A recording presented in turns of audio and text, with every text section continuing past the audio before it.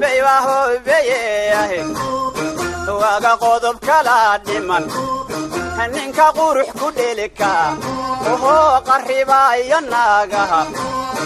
qaydimeeya lama rabo warku inuu qaboweyahay ayaya qiimo badan ku leedahay ahaani qadafka ya xumaatida iyo qadkiyada iyo qursiga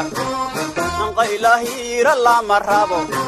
السلام عليكم ورحمة الله وبركاته وعنو وناكسنا خيارتين وحيرن إذن كيبا ميل كستو جوكتان حلي كستي وقلت كستي إذن تهي شكر شرف وفيشال كنا لنا سعطان على هذا يوكلا نديك كسو قد بنا موقعنا نسليه كرنوا غيارتين إذن كحر ويكيه لدونان واضح هدي ايتهمك يكوغوري سفضل نكو صوبير إسلام ركانا لو ذاك أصحابتا مهسنت warbixintan murugada badan inna lillahi wa inna ilayhi raaji'uun waxaanu kaga hadlaynaa ardayad Hiba Qaasim marxuumad ilaahay u naxariistay isla markaana kamid ahayd ardaydii sanadatan 2022 ka sanad dugsiyeedka 2023 ka ku guuleystay imtixaanka in ay ka gudbaan dugsiga sare waxay ku dhaqneed deegaanka ceelasha biyaha waalidiinteeda iyo ehelkeeda iyo asxaabteeda iyo ardaydii ee dugsiyada wada dhigan jireen ayaa ka qayb galay askeeda balse arinta murugada badan waxay ahayd kadib markii ay la wadaagtay asxaabteeda farxadda ay ku guuleystay dugsiga sare inay ka gudubtay isla markaana ay gasho wajiga kale ee jaamacadda si nolosheeda ay u sii ambaqaado. Hiba Qaasim waxay ahayd 18 sano sida ay xaqiijiyeen ehelkeeda isla markaana maray u waramayeen warbaahinta dalsan oo booqatay goobtaasi. aqalka iyo guriga wuxuu ekaa qaabkan murugo badan ayaa ka muuqatay dabcan cadaalad ayay u baahan yihiin ardaydani waxa ay ka doontay banaanka meel aan ka fogeyn gurigooda adeeg yar walaasheed oo dalsan u waramaysa oo ahayd da'da ka weyn waxa ay leedahay aniga ayaan ku iri aan doono balse waa ay diiday oo iyada ayaa doontay natiijadii imtixaanka marka nala wadaagay farxadeedu aad uma sarreyn waxay ahayd qof yar qushuucsan balse dhammaan farxadii reerka iyo ehelka ayaa murugo isu bedeshay kadib markii qof soo weeraray isla markaana ku hubaysnaa mindi uu 4 jeer geliyay. Hiba qudheedu waxay isku dayday inay iska caabiso isla markaana midida ay gacanteedii isaga saartay. qofkan gacan ku dhiiglaha sida arxan darrada ah Hiba ugu dilay hooyiga ay kaga nooleedeen goobtan ay deganaayeen waxa ugu dhuumaaleysay meel aan ka fogeyn dabcan wuxuu ku talagalay inuu nafta dhaafiyo. dadku qaar waxay moodayeen inuu ahaa qof doonaya alaaba sida dhacda in mobile uu ka qaadanayo. dadyo fara badan ayaa loo ugaarsadaa isla markaana loogu dilaa mobileka gacanta oo qaaliga ah balse arintani waa ay ka duwan tahay ila lagu kalsoon yahay. dadka qaar waxa ay sheegayaan in dilkani ninka qofkani sababay uu baxsaday halka ila kale lagu kalsoon yahay ay tibaaxiyaan in iminka gacanta lagu soo dhigay. dadka qaar ee dheergaradka ee ka hadlay ayaa waxay leeyihiin ardaydii lagu soo daalay lagu macaashay lalahaa wax ha idin taraaro mustaqbalka ayaa noloshoodii waxa ay ku soo dhamaatay in aan la garanayn sababta loo dilay.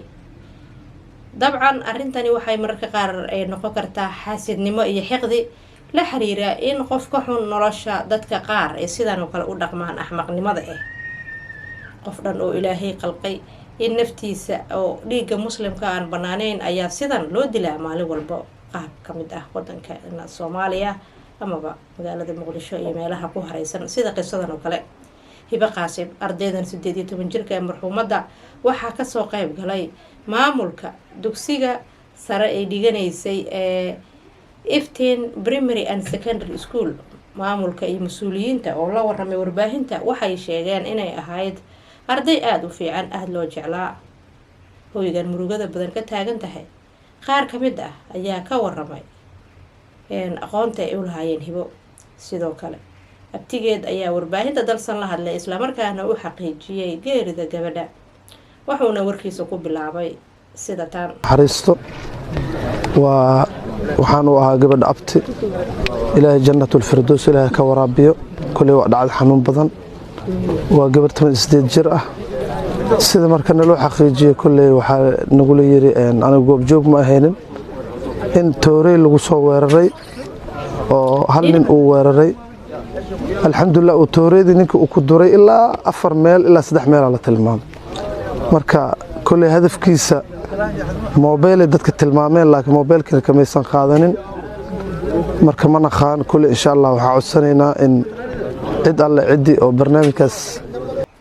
dhinaca kale walaasheed oo loo warantay warbaahinta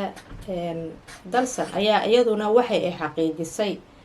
isla markaana ay sheegtay sida ay ahayd xaaladeeda xilliga imtixaankii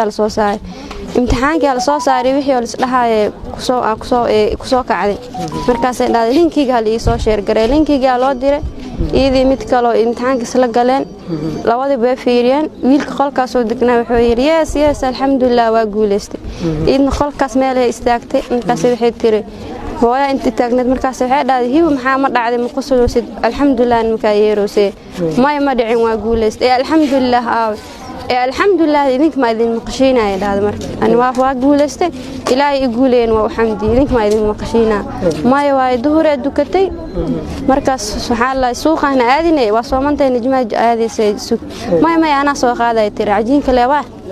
iyo qudaartan yaryar ana dhab soo siinaa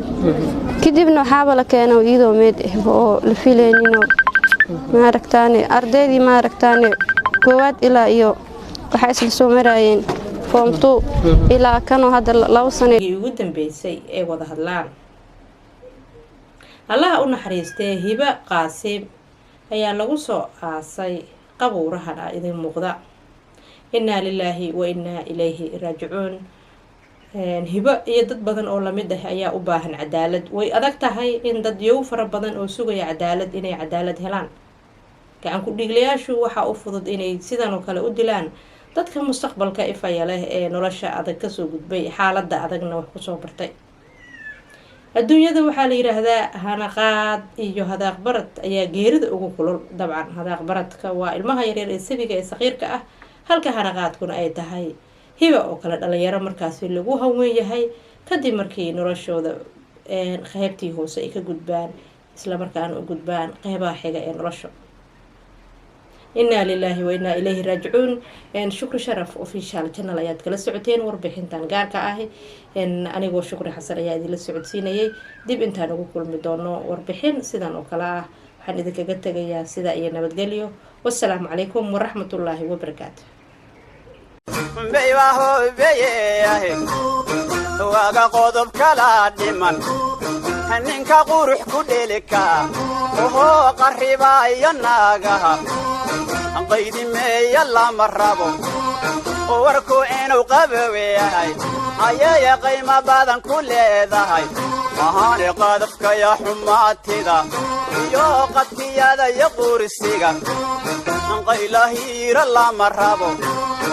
waa ku qaldarowda ohoo qaarka waa